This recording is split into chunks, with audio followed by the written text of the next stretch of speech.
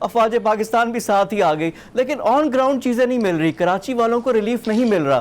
ابھی کراچی کے کیا تمام مسئلے حل ہو گئے؟ پہلے 2 مہینے پہلے ہر خبر میں کراچی تھا، اب وہ چیزیں ہیں اسی جگہ پہ موجود ہیں. فواد بھائی آپ ماشاءاللہ تجزیہ کار ہیں، اتنے بڑے اینکر ہیں، کیا آپ سمجھتے ہیں کہ جو کراچی کا جو 13 سال کا جو گند پاکستان پیپلز پارٹی کے صوبہ حکومت نے کراچی کو کھنڈرات میں تبدیل کر دیا ہے، کیا اس مسئلے کا حل 1 دن میں 1 مہینے میں ہو جائے گا؟ نہیں، اٹ ول ٹیک ٹائم، یہ سالوں لگے گا. بالکل ہے، لیکن گرین لائن والا ٹائم نہیں چاہیے نا، جتنا ٹائم گرین لائن میں لگ رہا ہے. K4 منصوبہ میں سن کر اب میرے بڑھاپے میں جا کر مکمل ہوگا K4، یا میرے بچے K4 کا دیکھیں گے. ان کی ڈیڈ لائنز ہونی چاہیے. گرین لائن نے شہر کو برباد کر کے رکھ دیا، لوگوں کو تکلیف ہو رہی ہے. یہ چیزیں منصوبے شروع ہوتے ہیں، ایک تو پہلے صرف اعلانات ہوتے ہیں، جب ہو جائیں غلطی سے وہ پایہ تکمیل تک نہیں پہنچ رہے. اس پہ ذرا آپ لوگ بھی ذرا کریں اور سختی کریں تاکہ جلدی ہو.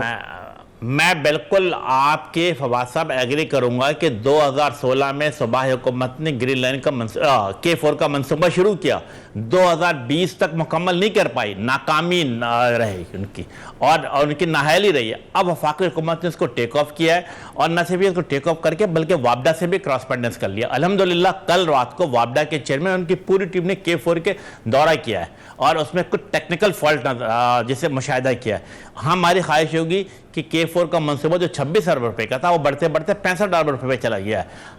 وفاقی حکومت نے کمٹمنٹ کیا ہے کہ وہ چاہے 65,000 ہو یا 100 ارب ہو، وفاقی حکومت ہر صورت میں اسے مکمل کرے گی. الحمدللہ اب وابڈا آن بورڈ ہے، اور وابڈا کے ساتھ اور FW کے ساتھ مل کر اسے ہر صورت میں جو 3 سال کا ٹائم لائن دیا گیا اس میں مکمل کیا جائے گا. اسی طریقے سے میں دوسرے منصوبے پہ آ جاتا ہوں کہ کراچی فریٹ آپ دیکھیں کہ KPT کے ساتھ جو شروع ہوگا یہ، اور یہ تقریباً میرا خیال 55 کلومیٹر دور ہے جو پیپری پہ جا کے ختم ہوگا. اس کے لیے بھی آلریڈی اخبارات میں ٹینڈر ایشو کر دیا گیا ہے، جسے کہتے ہیں کنسلٹنٹ ہائر کے لیے اخبار میں ایڈ چلا گیا. تو میں سمجھتا ہوں یہ کام بھی آگے بڑھ چکا ہے. گرین لائن جس کا آپ نے ذکر کیا، وہ منصوبہ دیکھیں 2016 مجھے یاد ہے کہ اس وقت کے وزیر اعظم نے افتتاح کیا تھا اور گراؤنڈ بریکنگ کی تھی. آج الحمدللہ اس کے اوپر اس PSDP میں 12 ارب روپے رکھے گئے، اور ہماری خواہش ہے کہ وہ تمام جو صوبائی حکومت کی طرف سے رکاوٹ تھی، رکن اندازی تھی، اس کو دور کرتے ہوئے خواہش ہوگی کہ جون 2021 میں اسے مکمل کر دیا جائے. کیونکہ دیکھیں اب اگر میں نے آپ سے بات کی، پانی کی بات کی، ٹرانسپورٹ کی بات کی، فواد آپ یہ سمجھتے ہیں کہ 18ویں ترمیم کے بعد یہ تمام چیز کی ذمہ داری کس کی بنتی تھی؟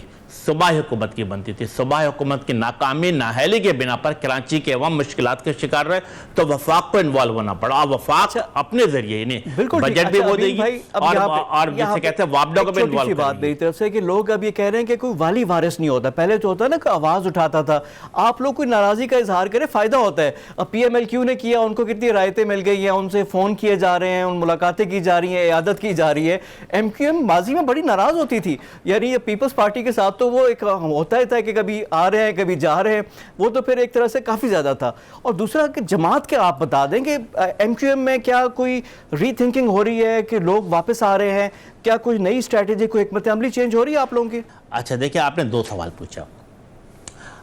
MQM پاکستان کسی کے مشورے یا کسی کے خواہش پہ نہیں چلتی ہے، بلکہ 22 اگست 2016 کے بعد MQM پاکستان نے فیصلہ کیا کہ MQM کے رابطہ کمیٹی باہمی مشاورت کے ساتھ متفقہ فیصلہ کرتے ہوئے اپنی سیاسی، آئینی اور قانونی جمہوری جدوجہد کو جاری رکھے گی. اور اسی کو بنیاد بنا کر ہم وفاق میں اگر PTI کے ساتھ کولیجن پارٹنر کیا تو جب ہمیں احساس ہوا کہ ہمارے ساتھ نہیں ہے تو ہم نے اس پہ اعتراض بھی کیا، احتجاج بھی کیا ہے. اور میں سمجھتا ہوں کہ ہم جمہوری طریقہ کار کے مطابق آگے بڑھنے کے خواہش مند ہیں. اب آپ کا دوسرا سوال کہ کیا جماعت کو ری ویمپ کرنے کی کوشش کر رہے ہیں؟ دیکھیں، ہر گزرتے دن کے ساتھ جیسے میں عرض کر رہا تھا کہ MQM پاکستان مضبوط سے مضبوط تر ہوتی چلی جا رہی ہے. میں آپ کو صرف 2 سال کا 2018 سے لے کر 2020 کی ایک ایگزامپل دیتا ہوں کہ جتنے بھی بائی الیکشنز ہوئے شہر کے اندر، چاہے وہ کونسلر کے، UC چیئرمین کے، صوبائی اسمبلی کے، MQM نے اس میں شاندار کامیابی حاصل کی. اور پچھلے 1.5 سال کی میں آپ کو مثال دیتا ہوں کہ اس شہر کراچی کے اندر جو بڑے بڑے صنعتی ادارے ہیں ان کے اندر CBS کے الیکشن ہوتے ہیں. مثلا KPT میں الیکشن ہوا، مثلا Karachi water and sewerage board میں الیکشن ہوا، مثلا PTSL جو بہت بڑی یونین ہے اس میں الیکشن ہوئے. MQM پاکستان نے ان تینوں جگہوں پر اپنی تمام مخالفین کی ضمانت ضبط کرائی. That reflect the true sentiment of the कराचाइट्स। इसका मतलब कि कराची के अवाम MKM से कंधे कंधे मिलाकर खड़े हैं। और जहाँ तक कुछ लोगों की अभी आमद की बात है कि देखिए, मैं समझता हूँ MKM हर गुजरते दिन के साथ बेहतरी की तरफ माइल है, फल फूल रही है। तो ये अंडरस्टूड बात है कि जो लोग हमारे से जिसे कहते हैं अगर बैरून मुल्क चले गए थे तो वो तो MKM के पार्ट एंड पार्सल थे पहले भी और अभी भी हैं, तो वो इंशाल्लाह ताला वापस आए। और मेरा ख्याल है कि शायद हो सकता है कुछ और लोग भी हैं। इसी तरीके से जो लोग पार्टी छोड़कर चले गए थे इंशाल्लाह ताला वो भी पार्टी में ज्वाइन कर रहे हैं। क्यों? क्योंकि कराची के अवाम से दो चीज़ों को याद रखते हैं, एक MKM का परचम और दूसरा MKM का इंतखाबी निशान पतंग। वो पतंग के साथ जुड़े हुए, किसी शख्स के साथ नहीं जुड़े हुए।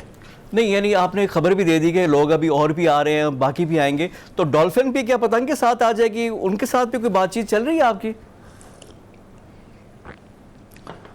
देखिए, MKM के दरवाजे तो तमाम लोगों के लिए खुले हुए हैं, चाहे वो कोई भी सियासी पार्टी का कोई भी रहनुमा MKM के अंदर आए, कारकुन के तौर पर आएगा कारकुन, और फिर अपनी मेहनत और अपनी जहानत के साथ आगे बढ़ता है। तो MKM एक पॉलिटिकल पार्टी होने के नाते अपना दरवाज़ा किसी के लिए बंद नहीं रखती है। लेकिन जहाँ तक आपका सवाल पर्टिकुलर कुछ लोगों के लिए, तो किसी के साथ कोई मुज़ाकरत नहीं हो रही है। हाँ, दरवाजे सबके लिए खुले हुए।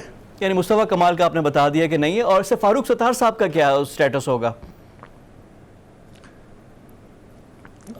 जैसे मैंने पहले अर्ज कहा कि MKM के दरवाजे सबके लिए खुले हुए हैं। हर आदमी MKM में कारकुन के तौर पे आना चाहे, बड़े एहतराम के साथ उनके पार्टी में लिया जाएगा। अच्छा अमीन भाई, अब इससे पहले मैं आपसे इजाज़त लूँ, एक सवाल था, क्योंकि MKM पाकिस्तान ने बड़ा टफ टाइम देखा, जो आपके बानी थे जब उनकी तकरीर हुई और उसके बाद फिर सारी चीज़ें हुई। अब यही चीज़ पैरेलल लोग ड्रॉ कर रहे हैं कि MKM कराची में बड़ी जमात थी, बड़ा होल्ड था। अब नवाज शरीफ के बारे में भी यही बात हो रही है, PMLN के बारे में भी बात हो रही है। ये लंदन की फ़ज़ाओं में है क्या? जो भी कायद लंदन में बैठा होता है, पार्टी इधर होती है, उस तरह के बयानात, ये क्या है? क्या कोई फ़ज़ा में कुछ है लंदन की? और जिस तरह है आपकी जो एग्ज़ाम्पल उनके सामने है, तो सलाह आम है यारान नुक्तादां के लिए, तो वहाँ पे भी क्या यही चीज़ होगी? क्या मशवरा किया as a political worker PMLN के लिए आपका?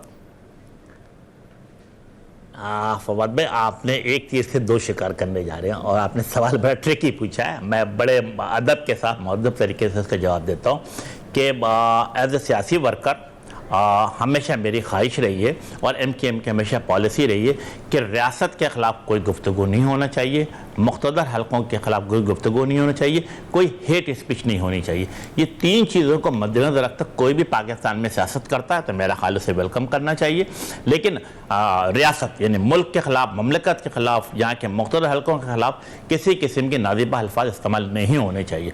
और जो लोग पाकिस्तान के आईन और कानून के दायरे में रह के जद्दोजहद कर रहे हैं, मैं समझता हूँ उनको वेलकम करना चाहिए। बहुत शुक्रिया आपके टाइम का। अमीनुल हक साहब हमारे वफाकी वज़ीर भी हैं, MKM पाकिस्तान के सीनियर रहनुमा और मेंबर कौमी असम्बली भी हैं, उनसे हमारी गुफ्तगू